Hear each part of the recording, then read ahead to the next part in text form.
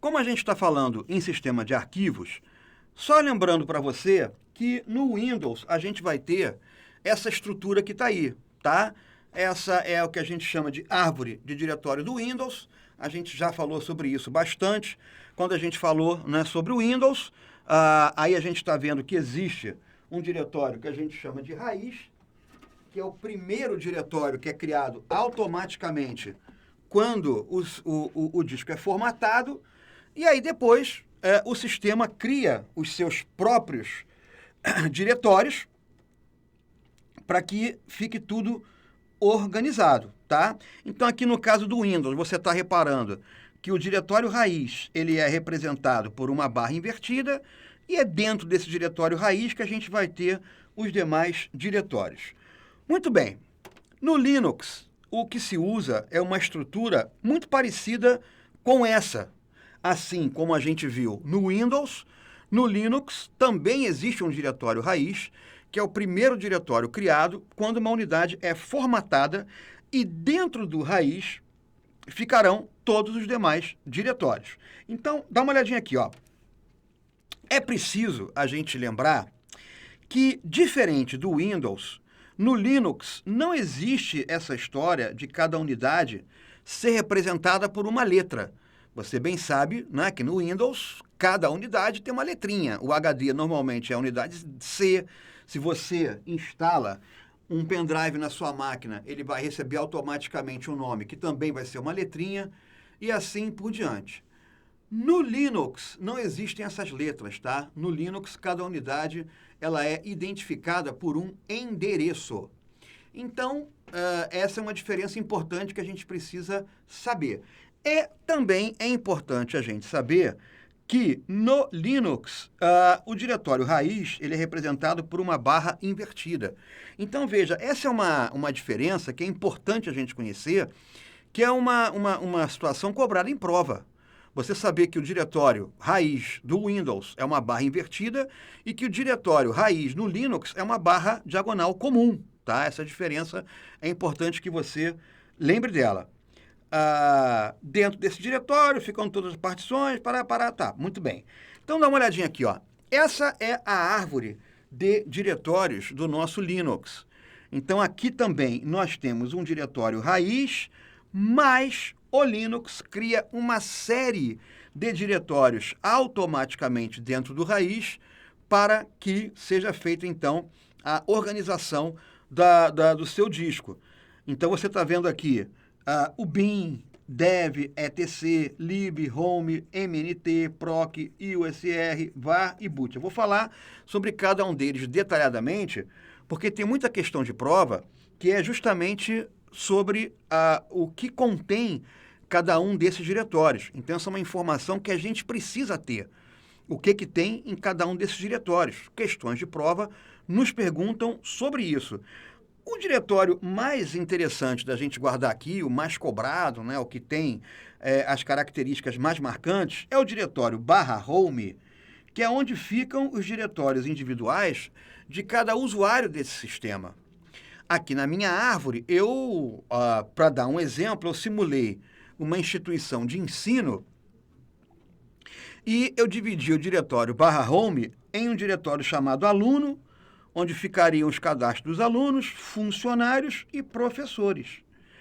Então, você repara que aqui no professores, eu coloquei vários nomes, né, hipoteticamente, de professores.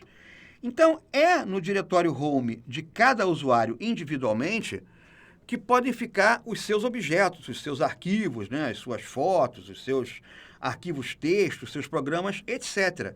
Então, cada usuário no sistema Linux, ele tem um diretório que é o seu home, e é nesse diretório que vão ficar os seus objetos, os seus arquivos, as suas pastas, sejam lá os arquivos que forem. Como você está vendo aqui no meu diretório, que eu chamei de mal, eu tenho um diretório chamado livros, que é onde eu boto os arquivos dos livros que eu escrevo. Eu tenho um arquivo chamado PDF, um diretório, perdão, chamado PDF. Eu tenho um diretório chamado apresentações, e aqui para baixo, isso pode, né, ir se desenvolvendo de acordo com a minha necessidade de manter os meus arquivos organizados. Então, a gente chama de árvore a essa estrutura que a gente está vendo aí, porque é como se fosse uma árvore invertida, onde a raiz fica em cima e isso vai se ramificando para baixo. Vamos dar uma olhadinha aqui, então, no conteúdo dos diretórios, porque, como eu disse, isso é um assunto bastante lembrado em prova e a gente, portanto, precisa conhecer. Começando pelo diretório raiz, tá? Que é representado pela barra diagonal normal. Normalmente, isso fica numa unidade física, muito embora eu tenha comentado aí no meu slide que pode ficar na memória da máquina ou em uma unidade de rede. Isso geralmente ocorre quando nós nos referimos a máquinas de grande porte, que não é a realidade da maioria de nós e nem o que costuma ser cobrado em questão de prova. Em questão de prova, você tem um viés para máquinas individuais, para máquinas pessoais. Então, nesses casos, a gente vai ter o diretório raiz numa unidade física, que normalmente é o HD, tá? E nesse diretório é que ficam todos os arquivos e diretórios do sistema. Olha, eu já falei sobre isso quando a gente falou do Windows, mas eu vou falar de novo porque é importante. Qualquer arquivo que exista numa unidade, num sistema, ele estará direta ou indiretamente dentro do diretório raiz. Tudo que tem num HD, por exemplo, está direta ou indiretamente dentro do diretório raiz. Ou está no próprio diretório raiz, ou está num subdiretório que é subdiretório do raiz. Tá? Então, tudo que tiver numa determinada unidade, necessária, obrigatoriamente, estará dentro do diretório raiz, direta ou indiretamente. Tá? Bom, existe um diretório que se chama bin, e aí eu sempre gosto de lembrar ao meu aluno de tentar associar um termo a essas abreviações, que isso acaba ajudando um pouco na hora da gente lembrar. O bin vem da palavra em inglês binary, que significa binário. O que é um arquivo binário? Um arquivo binário é um arquivo executável. Então, dentro do diretório bin, existem arquivos executáveis. O que são arquivos executáveis? São programas. Arquivos executáveis são programas usados por todos os usuários e os arquivos executáveis dos aplicativos instalados, tá? Aqui a gente tem, ó, deixa eu botar aqui, ó, de binary, né? Aqui a gente tem o diretório dev, que vem de device, tá? Device, em inglês, significa equipamento. Então, no diretório dev, o que a gente tem? A gente tem os arquivos dos equipamentos de entrada e saída, ou seja, uma referência, tá, aos equipamentos que a gente tem na máquina. É nesse diretório dev que ficam os programas que permitem controlar os nossos dispositivos de entrada e saída. Então, isso é o conteúdo aqui mais importante do diretório dev. O diretório etc, aí não tem, né, nenhuma outra palavra para a gente associar, ele contém arquivos de configuração, tá, que a gente usa para manipular os serviços essenciais do sistema. Acesso à rede, acesso aos dispositivos de comunicação, né, acesso aos programas que criam as janelas e assim por diante, tá? Diretório lib, aqui o lib vem da palavra em inglês library, que significa biblioteca. Então, no diretório lib estão contidas as bibliotecas compartilhadas e os módulos do kernel, tá? Então, ao instalar um programa, todas as bibliotecas que esse programa utilizar serão instaladas no diretório lib. O home, eu já falei, né? Home significa casa, é o diretório particular de cada usuário. Num sistema Linux, cada usuário vai ter o seu diretório home, que é a sua casa, ou seja, é no diretório home que o usuário pode fazer o que ele bem entender. Ele pode gravar o que ele quiser no seu diretório home, que normalmente é um diretório que tem o nome do usuário. Ele pode subdividir esse diretório em outros para manter os seus arquivos sempre muito bem organizados, ok? Prosseguindo aqui, O diretório MNT, isso aqui vem da palavra em inglês mount, tá? Que é o ponto de montagem para dispositivos como discos óticos e outros meios e outras unidades de armazenamento. O PROC é um diretório que vem da palavra process, e esse aqui é interessante você guardar, que ele é um diretório virtual, tá? Esse é um diretório que não existe fisicamente, não é uma parte do disco que foi definida com este nome. Ele é um diretório virtual, ou seja, é algo que só existe quando o Linux está sendo executado. O mais importante que tem nesse diretório proc, que vem de process, que significa processo, é exatamente detalhes sobre os processos que estão sendo executados. Quer dizer, é um diretório que o próprio Linux usa para poder controlar os processos que estiverem em execução. A gente tem o diretório USR, que vem de user, né? Usuário, contém a maior parte dos dados de um sistema, tá? Que podem ser compartilhados por todos os usuários. O diretório var, né, é de variable, é um diretório variável, tá? Ele tem esse nome porque nesse diretório var você tem arquivos e diretórios que podem ser atualizados e modificados, como é o caso de e-mail, arquivo de log, arquivos que contenham páginas da internet. Então, ele é chamado de var porque, à medida em que o tempo vai passando, o conteúdo desse diretório pode aumentar, pode diminuir. Então, ele tem um tamanho variável, por isso que ele é chamado de var. E, finalmente, o diretório boot. Você já sabe o que é boot. É o procedimento através do qual o sistema operacional é copiado da memória auxiliar onde ele fica para a memória RAM do computador. Então, o diretório boot ele contém os arquivos que são usados no boot do sistema, tá? Esses, então, são os principais diretórios do Linux. Como eu disse, é muito importante que você conheça muito bem os detalhes desses diretórios, porque isso é usado em questão de prova, ok? Bem, vamos dar uma olhadinha aqui numa questão que diz o seguinte: o sistema de diretórios do Linux apresenta diretórios de maneira hierarquizada, por isso também é conhecido como árvore de diretórios. Como eu disse, é um diretório hierarquizado, ou seja, existe uma hierarquia, né, conforme a gente vai lembrar aí, tá? Tudo começa no diretório raiz e depois a gente tem lá, dentro desse diretório raiz, vários outros diretórios. Então, é uma estrutura hierarquizada. Você tem diretórios dentro de outros, de acordo com a importância ou de acordo com o conteúdo de cada um desses diretórios. Portanto, tanto o Linux quanto o Windows, eles têm os seus sistemas de arquivos organizados de forma hierárquica, onde os diretórios estão dentro de outros diretórios, tá? Isso aqui é uma outra forma da gente visualizar, né, os diretórios. Então, é a árvore de diretórios. Portanto, isso daqui é um item que está certo. Bom, agora a gente vai passar a ver os comandos do Linux. Aí aqui cabe uma introdução que é a seguinte: existem centenas de comandos no Linux. É claro que eu não vou falar de todos eles, porque demandaria horas e horas e horas de aula para ver todos os comandos do Linux. Então, nós vamos aqui fazer um resumo dos mais importantes. O que é mais importante para nós que estamos envolvidos em prova de concurso público?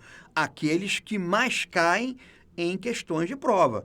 Então, a partir de agora, vou mostrar para você quais são os comandos mais frequentes em questões de prova. Obviamente, existem vários outros, além desses que a gente vai comentar a partir de agora, mas esses aqui são os que caem com maior frequência em questão de prova. Muito bem. Existe um comando no Linux que se chama ls, e isto vem da palavra em inglês list. Portanto, a finalidade deste comando é exibir a lista de um diretório, ou seja, o conteúdo de um diretório. Se você algum dia já trabalhou com um sistema operacional DOS, você vai lembrar que no DOS existe um comando chamado dir, e quando você digita no DOS dir e aperta Enter, aparece na tela o conteúdo do diretório atual. O list tem a mesma finalidade, só que é um comando do Linux. Então, quando a gente digita ls e aperta Enter, a gente vai visualizar o conteúdo do diretório atual, tá? Tá aqui o ls, eu apertei Enter e apareceu o conteúdo do diretório atual. Matéria, anual, classe e trabalho são os objetos que estão dentro do diretório atual. Deixa eu até aproveitar aqui, ó, para te fazer um comentário, que é o seguinte. Esse daqui, ó, é o prompt que eu estou usando, né? Você lembra que prompt é aquela sequência de caracteres que aparece na tela para dizer que o sistema está pronto para receber ordens, ou seja, o sistema está pronto para receber os meus comandos, tá? Então, deixa eu até fazer aqui esse comentário que ele é interessante, ó.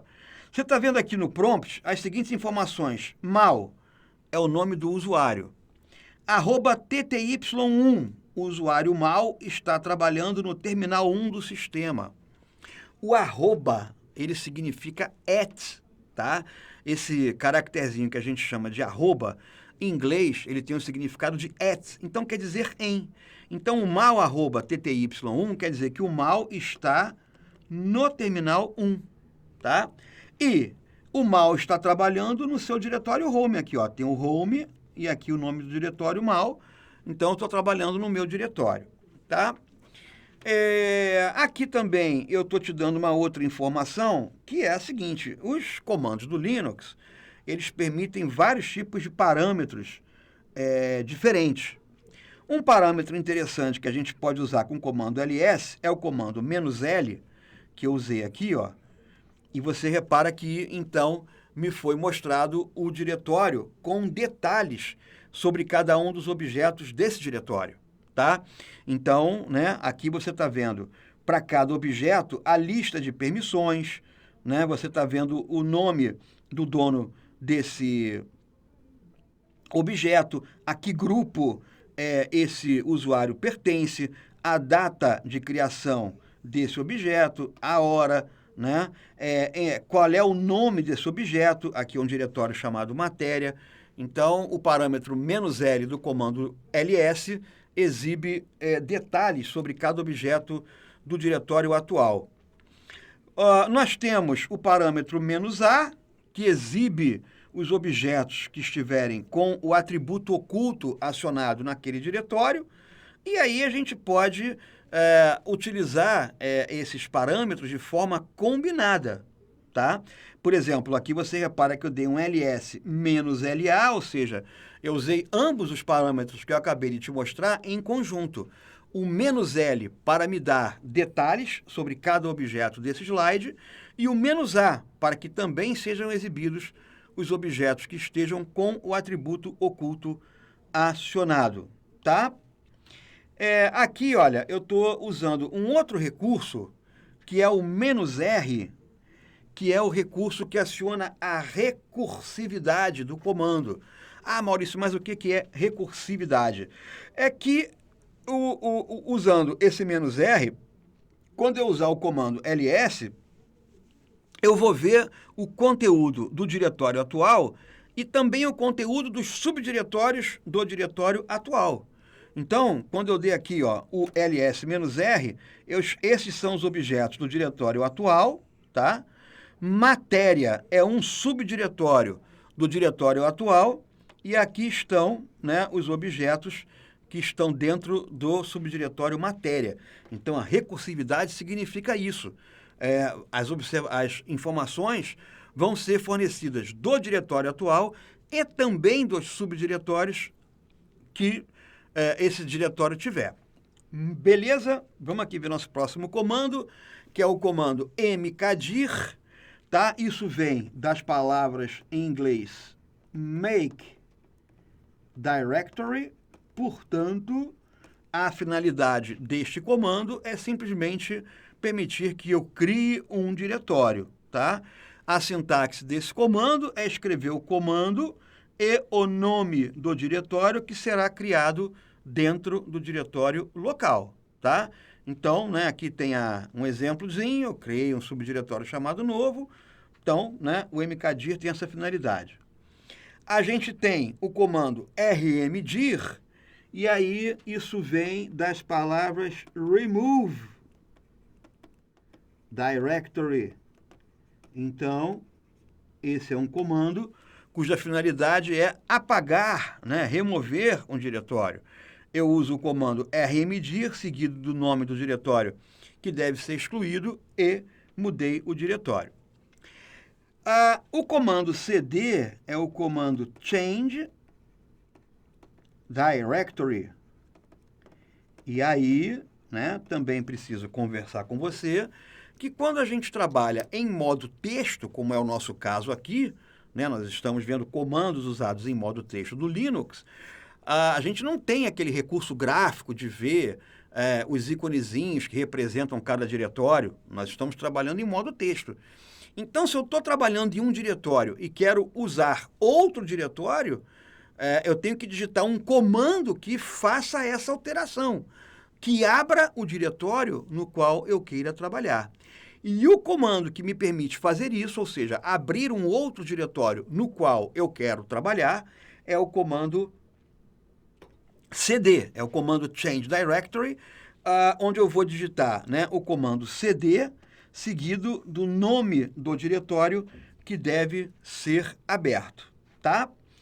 Bem, então aqui eu estou dando alguns exemplozinhos, né? Aqui eu dei, ó, eu estava no diretório mal, tá? Aí eu dei um cd matéria.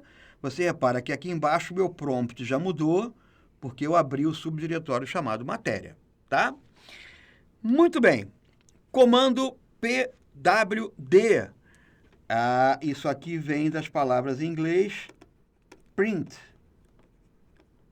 working directory, ou seja, exiba o diretório atual, né? Aqui a gente precisa lembrar que quando a gente trabalha em modo texto, pode ocorrer da gente esquecer o diretório onde está. Eu posso, né, lá absorto no meu trabalho, não lembrar em que diretório eu estou trabalhando. Então, quando eu dou um comando pwd, simplesmente o sistema exibe o endereço do diretório atual. Então, você repara que aqui no meu exemplozinho, né, eu digitei pwd, apertei Enter e, em sequência, apareceu aqui o endereço do diretório no qual eu estou trabalhando neste momento. O comando cp é o comando que me permite fazer cópia de objetos. cp vem da palavra em inglês copy, tá? Que me permite fazer a cópia de um determinado objeto para outro local. Ou seja, na verdade, eu até vou melhorar aqui a explicação. Permite criar uma cópia de um objeto no mesmo local ou em outro local, tá? Basta eu digitar cp, a origem e o destino para que a cópia seja executada, tá bom? O comando mv vem do termo move e é o comando que me permite mover um objeto de um local para outro, tá? Então, o comando mv é o comando que eu uso para mover um objeto de um local para outro. Eu tenho o comando rm, que é o comando remove, que me permite apagar arquivos de um diretório, tá? A sintaxe é digitar o nome do comando, seguido do objeto que deve ser apagado, e aí, né, aperto o Enter e essa ordem será executada. Olha, eu coloquei aqui uma questãozinha que diz o seguinte: considerando que um computador já tem instalados os programas periféricos necessários à execução de suas tarefas, esteja sendo ligado e colocado em operação para o início dos trabalhos diários do setor, julgue o item a seguir que versam sobre o comportamento de seus componentes funcionais nesse exato momento. Então, olha, o carregamento do sistema operacional Linux pode ser gerenciado pelo programa Lilo. Olha, esse item está certo, tá? E eu coloquei essa informação aqui justamente para comentar esse assunto, que ele é um assunto interessante para nós. O que acontece é o seguinte, a gente pode ter, num mesmo computador, quantos sistemas operacionais a gente quiser. Não há nenhum problema em instalar num mesmo computador mais de um sistema operacional. E é comum que isso ocorra. Eu, por exemplo, no meu computador de uso pessoal, eu tenho o Windows 7, o Windows 8, o Windows 10 e uma distribuição do Linux, que é o Linux Mint, que eu uso nos comentários das minhas questões no TEC. Às vezes eu preciso de uma tela do Windows 10, às vezes eu preciso de uma tela do Windows 7. Então eu tenho vários sistemas operacionais na mesma máquina.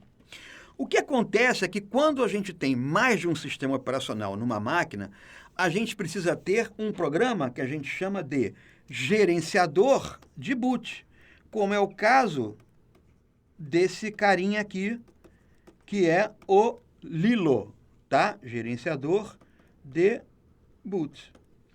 O que acontece é que quando a gente vai ter na mesma máquina o Windows e o Linux, o ideal é que a gente instale o Windows e depois do Windows instalado, a gente instale o Linux. Por quê? Porque quando a gente instala o Linux numa máquina que já contenha o Windows, durante a instalação, o Linux perceberá a existência do Windows e vai instalar automaticamente o gerenciador de boot. E aí, quando você ligar a máquina, vai aparecer um menu para você escolher qual sistema operacional você vai usar naquele momento.